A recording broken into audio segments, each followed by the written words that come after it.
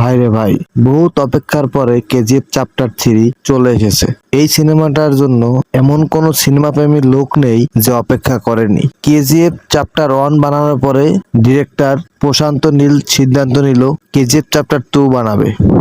KGF chapter 2 বানানোর পরে দর্শকের উন্মাদনায় কেজিএফ চ্যাপ্টার 3 নিয়ে স্ক্রিপ্ট লেখা শুরু করলো। প্রশান্ত নীল এক সংবাদ সম্মেলনে জানিয়েছে কেজিএফ চ্যাপ্টার 3-র স্ক্রিপ্ট লেখা শেষ, শুধুমাত্র শুটিং বাকি।